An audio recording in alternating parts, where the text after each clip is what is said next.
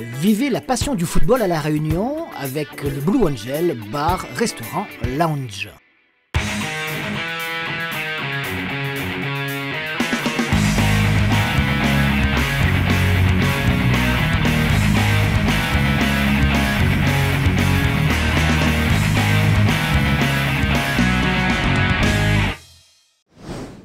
Bonjour et merci de nous accompagner pour ce dernier week-end de football local sur Télécréole avant la trêve. Et au programme de cette émission 97.4 Foot, il y a les huitièmes, les quarts de finale de la Coupe régionale de France répartis en deux groupes, vous le savez, cette année. Il y aura donc deux vainqueurs qui vont être désignés à l'issue des deux finales qui sont programmées les 25 et 26 octobre prochains. Mais avant de vous parler football, un clin d'œil, comme on le fait maintenant depuis quelques semaines, sur une autre manifestation sportive. Les Jeux des collèges qui ont réuni, cette fois encore, plus d'un millier de collégiens qui ont joué au beach volley, au sandball ou encore à la lutte sur sable. Et tout cela avec le soutien du Conseil général. Il y a eu les phases qualificatives et puis la deuxième édition a eu lieu le mois dernier sur la plage de l'Étang Salé. Une bien belle façon de conclure l'année scolaire. Un reportage signé Alexandre Gilles pour 97.4 TV.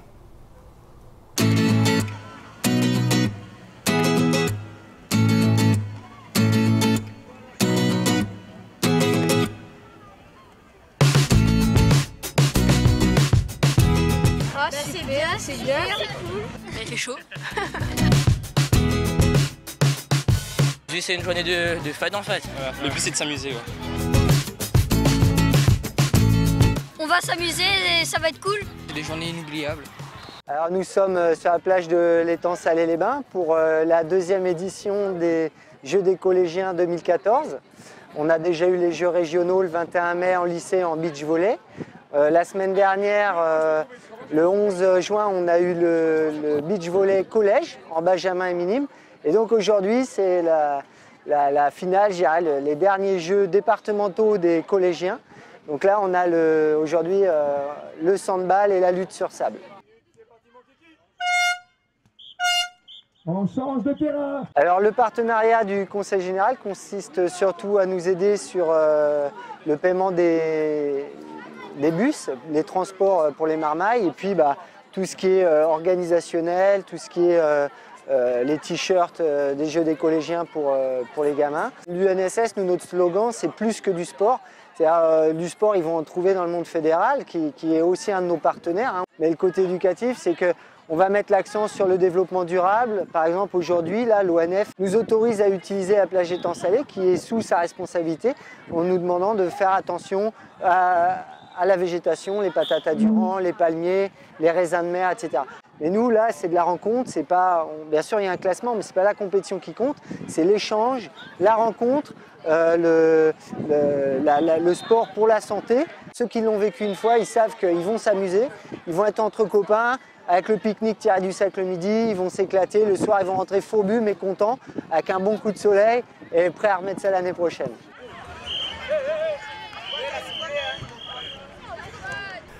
Le football, on va en parler maintenant avec les quarts de finale de la Coupe de France régionale. Et on commence par 2 des 4 matchs qui se sont disputés dans le groupe 1 hier soir. Direction tout d'abord le stade Lambraquis du Port pour USB Marsouin de Saint-Leu. 2 équipes de valeurs sensiblement égales. Mais là, en coupe, il fallait un vainqueur, USB ou Marsouin. Un stade Lambraquis du Port qui sonnait un peu creux. C'est vrai que les supporters habituels de la Jeanne n'étaient pas là. Coupe du Monde peut-être oblige. Et puis leur équipe n'était pas non plus sur le terrain. Par contre, les bleus, blancs, rouges de l'USB sont là et ils ouvrent le score dès la 3e minute sur ce centre de Dylan Giraud. Et c'est Bertrand Hérissi qui est à la réception sur ce coup de tête pour tromper le gardien des Marsouins de Saint-Leu. L'équipe de Marsouins donc cueillie à froid face à une équipe de l'USB qui pourtant semblait prudente. Regardez, en plus il glisse Dylan Giraud au moment de la passe, mais elle est parfaite la passe. Et le coup de tête également. Pas de problème donc pour cette ouverture du score. Et puis à la 28e minute, cette attaque des Rouges des Marsouins de Saint-Leu va s'achever par une faute de la défense bénédictine et un penalty est sifflé par l'arbitre qui va être tiré et arrêté par le gardien bénédictin Ludovic Grandin. C'était Andy et Sophie qui s'était chargé de le tirer. Pas très bien, c'est vrai. Le gardien, en tout cas, avait choisi le bon côté. Andy Sophie qui va se racheter 7 minutes plus tard lorsqu'il va bénéficier de cette balle jouée dans un premier temps côté gauche par l'ex-tamponné et qui va mettre ce ballon sur sa tête. Et là, à bout portant, pratiquement, il saute, il est dans le bon tempo. Il saute en tout cas plus haut que ses adversaires et permet à son équipe, à ce moment-là, d'égaliser un but partout. C'est une façon, comme une autre d'ailleurs, de se racheter. Un but partout, on est en première mi-temps. Les choses donc ont démarré particulièrement vite. On retrouve toujours une offensive des Marsouins devant la cage bénédictine où ça chauffe quelque peu, mais cela ne donnera rien si ce n'est en deuxième mi-temps une nouvelle occasion et il faut un bon Grandin, une belle détente du gardien Ludovic Grandin, le gardien bénédictin, pour empêcher que le score n'évolue. Donc les Marsouins donnent la meilleure impression, ils se créent les plus belles occasions, on les a sélectionnés, vous le voyez, avec une nouvelle fois c'est Romesco qui va tirer à côté des buts du gardien bénédictin. Les minutes s'écoulent pourtant et on va avoir droit, puisque le score n'a pas changé, un but partout aux prolongations. Et dans ces prolongations, c'est l'USB qui va avoir l'occasion de remporter cette première victoire avec ce ballon joué sur Dylan Giraud. Premier poteau qui rate quelque peu sa reprise. Un but partout, ce sera du reste le score à la fin des prolongations. Et puis, on a droit au coup de pied au but pour les partager, les deux équipes, parce qu'il faut, vous le savez, un vainqueur. Et puis, Jordan Boyer a raté pour l'USB. Quelques instants plus tard, c'est Olivier Gastrin qui, à son tour, trouve le poteau. Et puis, le dernier tir, alors que l'USB a un avantage d'un but. Il est signé de Ferrare, malheureusement pour lui. Le vétéran de cette équipe de Marsouins qui espérait donner la victoire à son équipe, eh bien, pas du tout. C'est l'USB qui empoche le billet qualificatif pour les demi-finales de cette Coupe de France.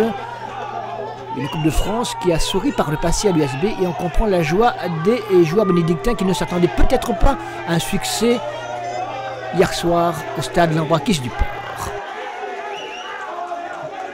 On reste dans le groupe 1 avec cette fois Sainte-Marie Ligne Paradis. En Coupe de la Réunion la semaine dernière, les Sainte-Mariens ont dû puiser dans leurs ressources pour se sortir d'affaire et éliminer l'équipe de Altela dans les prolongations. Et bien cette fois, l'équipe de Sainte-Marie avait affaire à une équipe de la Ligne Paradis qui elle avait beaucoup souffert tout de même dans cette Coupe de la Réunion la semaine dernière face aux Marsouins de Saint-Leu.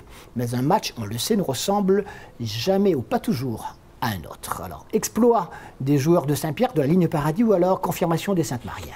On va le savoir. L'équipe de la Ligne Paradis, si elle l'échauffement, a-t-elle la tête plutôt au championnat? C'est vrai que, éliminée de la Coupe de la Réunion, elle avait fort à faire. C'était tout simplement face au tenant du trophée, l'équipe de Sainte-Marie. Sainte-Marie qui est la première à l'attaque avec le capitaine Mdoima sur le côté gauche.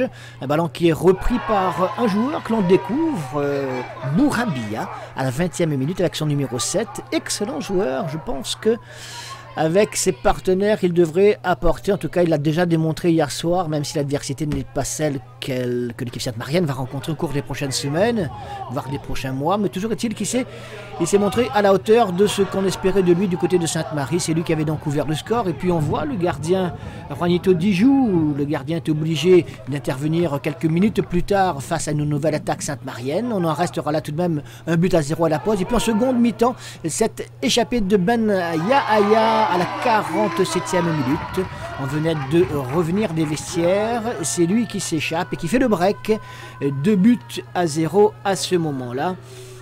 Donc l'équipe de la Ligne Paradis n'a pas d'autre choix que de se découvrir quelque peu ce qu'elle fera. Malheureusement, elle va également s'exposer. Et regardez ce contre-ballon joué finement pour précisément Bourabia qui va tranquillement servir en retrait pour une frappe de son capitaine Mdoima. 49e minute, donc 2 minutes plus tard, 3-0. À ce moment-là, on sait dans quel camp va se pencher la qualification pour les demi-finales de la Coupe de France régionale. Puis, un autre but à la suite de cette balle renvoyée à plusieurs reprises. Notre caméraman d'ailleurs ne sait plus où donner de la tête ni de la caméra. Et finalement, c'est le capitaine encore Liam Doima qui signe son deuxième but de la soirée. 74e minute, donc 4-0. Et puis Briton a fait son entrée et quelques minutes plus tard, eh bien c'est lui qui va inscrire pour son retour son premier but de la saison, sans doute pas le dernier. Il commence à retrouver la forme Briton. 78e minute, 5-0 score final. Qualification de Sainte-Marie qui poursuit dans cette compétition qui lui tient à cœur.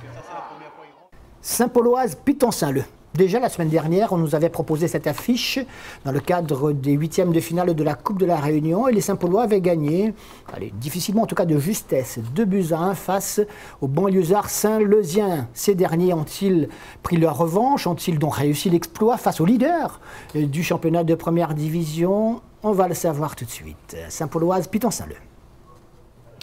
Eh bien cette fois les Saint-Paulois, tout blanc vêtus, ne se sont pas fait surprendre, même si la première occasion intéressante est à mettre à l'actif des joueurs de Piton-Saint-Leu qui obligent le gardien Saint-Paulois Mathieu Pelops à s'employer. Mais ce n'est qu'un feu de paille puisque quelques minutes plus tard, Babas déborde sur le côté gauche.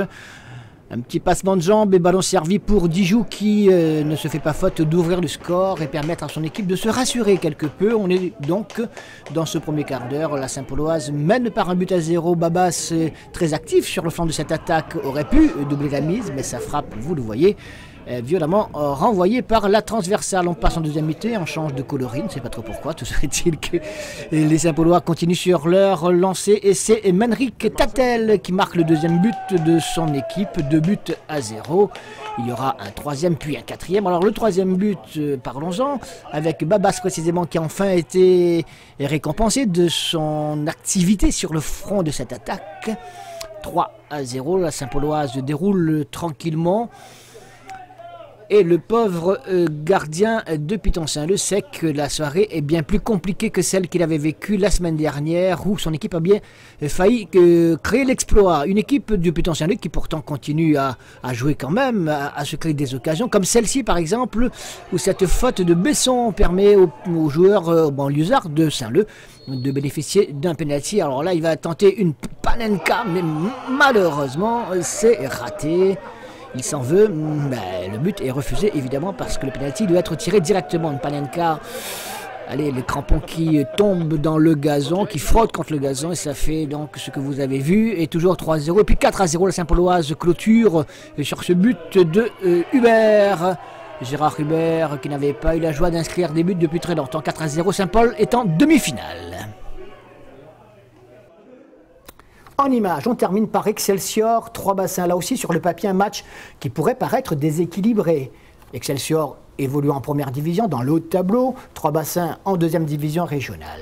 Mais on ne sait jamais en football et c'est un match de coupe. Coupe de France, vous le savez. L'Excelsior avec son maillot orange traditionnel contre les joueurs tout double vêtus de 3 bassins entraînés par un certain Jean-Marc Payette que l'on connaissait dans le milieu depuis quelques années. Aujourd'hui entraîneur de 3 bassins et ce sont les joueurs de l'Excelsior qui sur ce coup franc d'Éric Faro ouvrent le score à la 7e minute par Jean-Michel Fontaine. Tout le monde pense alors que ce ne sera qu'une formalité. Pourtant, c'est l'équipe de l'Excelsior qui va passer le plus proche de l'élimination, tout simplement, parce que l'équipe de 3 bassins va se réveiller toujours en première mi-temps avec cette touche jouée sur le côté gauche, un ballon qui est mal négocié par la défense de l'Excelsior, qui ne sait pas trop comment se placer, et c'est Bako qui récupère pour l'égalisation de 3 bassins à la 18e minute du match, un but partout. On s'attend à nouveau à une réaction de l'équipe de l'Excelsior, mais pas du tout. Ce sont les joueurs de 3 bassins qui vont à la 31e minute sur ce superbe coup de tête de Bako, encore lui, prendre l'avantage 2-1. On se dit à ce moment-là, attention, attention la surprise, parce que l'Excelsior va devoir se réveiller si elle veut ne pas donc rentrer à la maison prématurément dans cette compétition, ce qui ferait un peu désordre tout de même. Alors la malchance en plus se joint avec ce tir sur le poteau dans l'équipe du côté de l'équipe de Saint-Joseph. 2-1 donc à la pause pour l'équipe de 3 bassins. C'est la grosse surprise. Et puis on va quand même retrouver cette équipe de l'Excelsior en seconde mi-temps pour l'essentiel, c'est-à-dire quoi? Eh bien, d'abord égalisé et par Rodolphe Kabidi, assez rapidement du reste, 10 minutes après le retour des vestiaires. L'Excelsior revient à la hauteur de l'équipe de Trois-Bassins avant de prendre l'avantage à la 61e minute sur cette action qui renvoyait une première fois, mais qui va finalement être dans les pieds de Bill Tidjani. Bill Tidjani qui va pouvoir donc marquer le 3e but de son équipe. Il était temps, Excelsior se qualifie, difficilement sans doute, mais en tout cas elle a su appuyer sur l'accélérateur, se remettre en cause au bon moment. Elle aurait même d'ailleurs pu gagner par 4-2 si ce penalty accordé par l'arbitre au tango avait été transformé par Eric Faro. Mais ça arrive, ça va sur le poteau, 3-2 ça suffit, l'Excelsior est qualifié. Voilà pour les images, on récapitule l'ensemble des résultats enregistrés à l'occasion des matchs disputés hier soir et en même temps on regarde le programme des autres rencontres de cet après-midi, toujours pour les quarts de finale de la Coupe de France régionale. Dans le groupe 1 tout d'abord, qualification donc de la Sainte-Marienne et de l'USB. Deux premiers qualifiés pour les demi-finales de cette Coupe de France régionale. Cet après-midi, Saint-Pierroise, Saint-Denis Football Club et Saint-Louisienne SDFA, non pas à 16h mais à 15h. Saint-Louisienne SDFA c'est à Saint-Leu et Saint-Pierroise, Saint-Denis FC c'est à Saint-Louis. Et dans le groupe 2 également, 3 qualifiés maintenant, la Saint-Pauloise, pas de problème face à Piton-Saint-Leu, l'Excelsior, on dira allez, pas de problème, c'est l'essentiel en coupe, vous le savez, c'est gagné. Et puis il y a la Jeanne d'Arc qui est déjà qualifiée, et cet après-midi à 16h, du côté de Saint-Joseph au stade Raphaël Babé, duel entre la Petite Île et la Capricorne pour savoir qui des deux équipes se qualifiera pour les demi-finales dans ce groupe 2.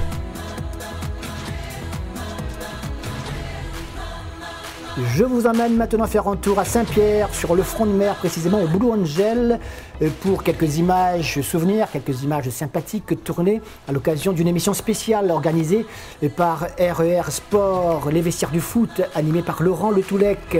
Cela s'est passé au Blue Angel, donc c'était lundi dernier, juste en marge d'un 8e de finale que vous avez sûrement vécu également, France-Nigeria, Coupe du Monde. Allez, Blue Angel, on y va. Et aujourd'hui, vous connaissez l'histoire, l'équipe de France n'est plus dans le mondial, éliminée en quart de finale vendredi soir par l'équipe de l'Allemagne, tout simplement. Alors donc là, sympathique soirée tout de même pour les auditeurs qui pouvaient intervenir, pour les invités également, dans un cadre fort sympathique, beaucoup de couleurs, et puis une belle animation pendant 2 heures. On a pu donc aller parler de l'équipe de France, parler du Nigeria, parler de la Coupe du Monde. Nous aussi, on avait quelques idées. En tout cas, Radio Ouest et RER Sport a montré qu'on pouvait bien faire les choses dans un cadre, encore une fois, fort sympathique. On écoute Eric Hassani. Oui, on a quand même aujourd'hui RMC comme partenaire. Ils ont retransmis 64 matchs. Toute la Coupe du Monde était sur la radio. On avait beaucoup de chroniques également en journée. Il y a eu une vraie effervescence à l'antenne autour de la Coupe du Monde de football. Donc l'idée, c'était de suivre l'équipe de France, que c'est une équipe qui a redoré son blason. Et on a bien compris que notre public et le public en général étaient derrière l'équipe de France. Donc on a voulu donner un regard local à ce mondial à travers l'équipe de France. Voilà. Demain soir, on ne se quitte pas, évidemment, puisqu'on va vous parler encore de football avec cette fois un résumé complet du week-end et l'ensemble des matchs des quarts de finale de la Coupe de France régionale. On a vu des matchs hier soir, on va donc voir également des images des matchs de cet après-midi. En attendant, passez une excellente après-midi, une excellente soirée. On se retrouve demain soir sans faute pour la dernière émission. Cette fois, c'est la vraie, avant la trêve, un petit mois de repos. Allez, salut, et à demain soir, 21h.